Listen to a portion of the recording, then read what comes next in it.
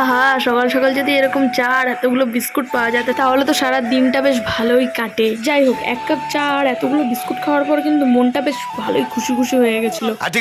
তারপর কিন্তু আমার একটুখানি কাজ ছিল বলে আমি একটুখানি লেখালেখি করছিলাম। আরে দাঁড়াও দাঁড়াও, কেউ কিন্তু আবার ভেবো না যে আমি পড়াশোনা করছি।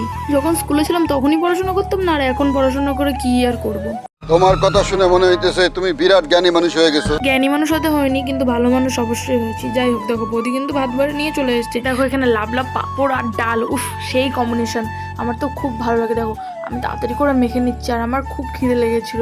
সকালে শুধু ওই চাটুকুই খেয়েছিলাম। দেখো চা বেশিরভাগ আমি খাই না বাড়িতে, কিন্তু তাও আজকে খেয়েছিলাম। তারপরে দেখো এডিট করছিলাম, হাফ এডিট করেছি, তো আবার পুরো এডিট করতে পারিনি, আমার একটু ঘুম পেয়ে গেছিলো।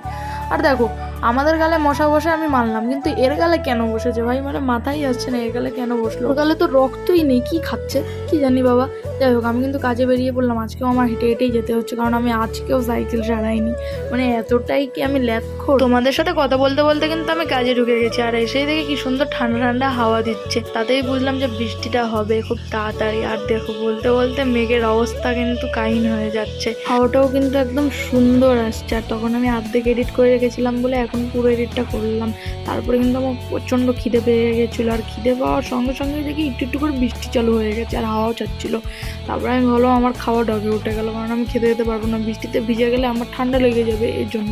তারপর কিন্তু অনেকক্ষণ দাঁড়িয়ে থাকার ফলে আমার বেশি একটু খিদে পেয়ে গেছিলো। তাই জন্য কিন্তু দিদিকে বলছিলাম যে দিদি কি করবো। দিদি তাই জন্য বললো যে আমাদের বাড়ি চলে যা, খেয়ে নেগা। আমি বললাম না, বাড়িতেই যাবো। তাই জন্য কিন্তু ছাতাটা নিয়ে আমি দিদি বাড়িতে চলে গেছিলাম গাড়ির চাবি আনতে। আসার সময় দেখলাম দুটো কাস্টমার দাঁড়িয়ে আছে, তাই জন্য অলোকদাকে বলে আসলাম যে কাস্টমার আসলে দেখে নিও। তারপর কিন্তু আমি চলে গেছিলাম বাড়িতে খেতে। আমাদের বাড়িতে কিন্তু আজকেও নিরামিষ হয়েছিল, তাই জন্য আর কোনো কিছু দেখালাম না, তাড়াতাড়ি করে খেয়ে নিলাম আগেই। তারপর খাওয়া দাওয়া করে একটু রেস্ট নিয়ে কাজে বেরিয়ে পড়েছিলাম। কালকে আমার সাইকেলটা ঠিক করতেই হবে, না হলে যেতে খুব প্রবলেম হয়। বাড়ি ফেরার সময় কোনো সমস্যা হয় না, কারণ সবাই আমাকে দিয়ে যায়। আসলে আসার সময় সমস্যা হয় এই কারণে যে আমি একটু ভয় পাই মানে কিন্তু কুকুরের ভয় পাই, এছাড়া আর কোনো কিছুতে ভয় পাই না। তারপরে দেখো দিদির সাথে একটু মজা করে বুড়োদা আমাকে টাকা দিয়ে দিয়েছিল মিষ্টি আনার জন্য, তাই জন্য বেশি দেরি না করে বেরিয়ে গেলাম একাই বাজারে। তাও আবার মিষ্টি আনতে হবে, আর মিষ্টি কার না ভালো লাগে, সবারই ভালো লাগে। আর তাও আবার ছানার জিলাপি কার কার ভালো লাগে অবশ্যই কমেন্ট বক্সে আমাকে কিন্তু জানাবে।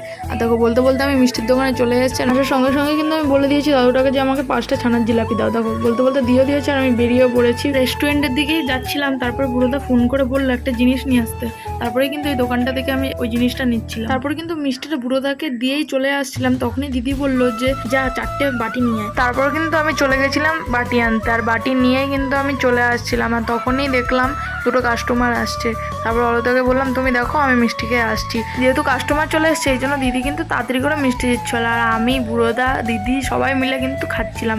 আর সত্যি মিষ্টিটা খুব সুন্দর ছিল খেতে, আর আমার তো খুব ভালো লাগে মিষ্টি খেতে, আর তার মধ্যে যদি হয় এরকম ছানার জিলাপি। তারপরে কিন্তু তাড়াতাড়ি করে খেয়ে কিন্তু চলে গেছিলাম আমি কাস্টমার দেখতে। আর কাস্টমার দেখার পরে ঠিক 8টার সময় আমাদের সবার হুচু উঠলো যে আমরা মাখা খাবো, তাও আবার কি বিলিতি আমরা। এই আমড়াগুলো কিন্তু অলকদা নিয়ে এসেছিল, অলকদাদের গাছে হয়েছিল।